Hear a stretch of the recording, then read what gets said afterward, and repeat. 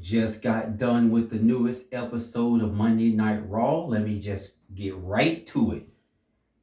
Good job, Kairi. Good job. You did the right thing. I know you was conflicted, but you did the thing that EO refused to do. You remembered who family was. You remembered who your real family was. Yeah.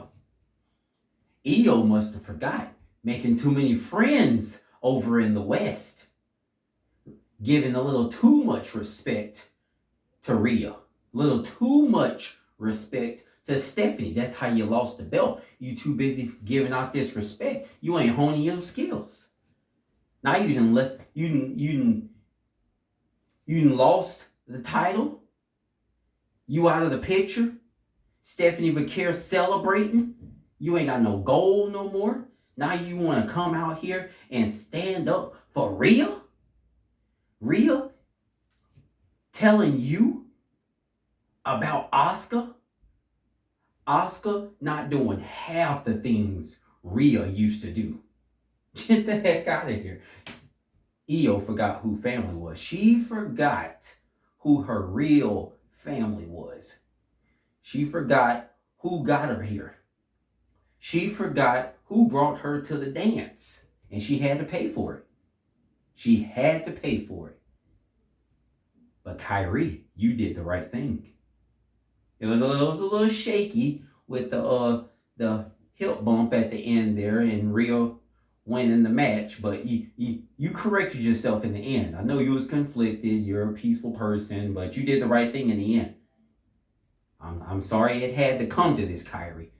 We gotta break up the family, but that's what it is. Now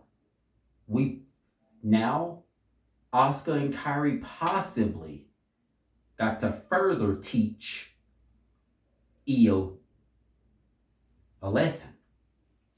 Maybe it's got to get personal with these lessons.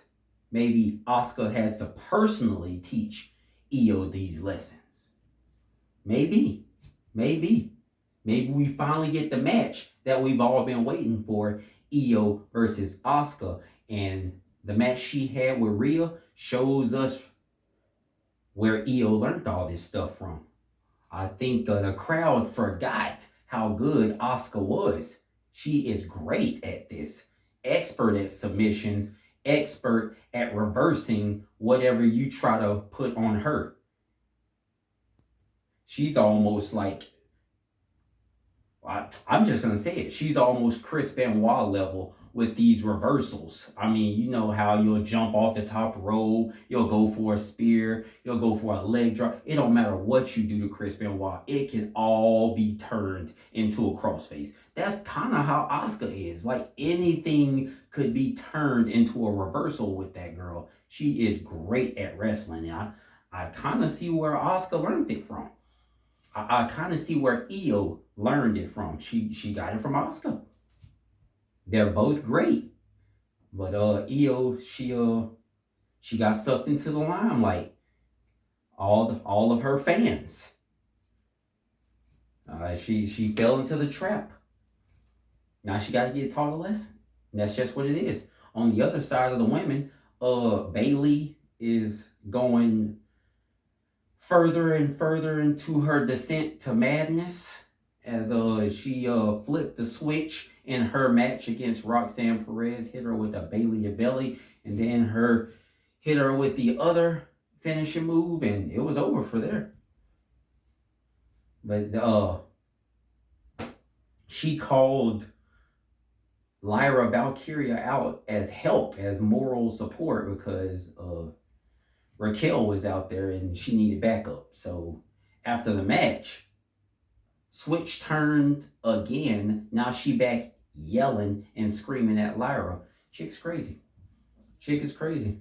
I guess the only girl that's having a good night is Stephanie Vaquer, and I had to endure her celebrating because EO didn't handle business at WrestlePalooza. Thankfully, I didn't have to endure CM Punk and his wife coming out to celebrate, but Cody Rhodes had some words for Seth Rollins. serious words. I mean, he begs a good question. Both of them have good points, but Cody Rhodes begged a good question. When was the last time you beat him? Yeah, I mean, I'm just saying, think about it. When was the last time you beat him? But so did Seth. I mean, if you had this much respect for Seth, if you believe he's this good, what do you mean by you're leading everybody? You're leading the locker room. This is everybody's a team and you're the quarterback. So what you trying to say about Seth? If you the quarterback, what's that make Seth? I mean, he asked Cody a good question.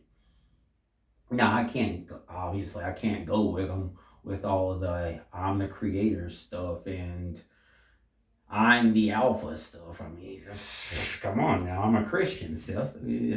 Relax. Between you and the Wyatt Six, not wrestling against flesh and blood is getting a little biblical in Raw and SmackDown.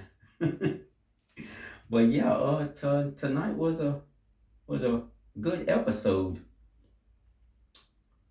JD McDonough showed out pretty well against Rusev. He sacrificed himself again because, that's just what JD does.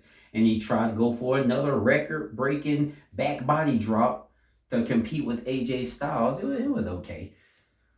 But the real news in that match is JD getting put in the accolade and Dirty Dom being too scared to interfere. So Finn was forced to put in work. That's what you do to JD. That's how you treat JD. You don't want to put in work for JD after you sacrificed him to face Rusev. Rusev didn't even want to face him. He wanted to face Dom. And Dom being too scared to put in work? Oh, no. See, when you really need help, I hope El Grande Americano gonna be there for you. I hope he's gonna be there. Because, hey, you wussed out. You wasn't there for JD. And you know how Finn feels about JD. That's his partner right there.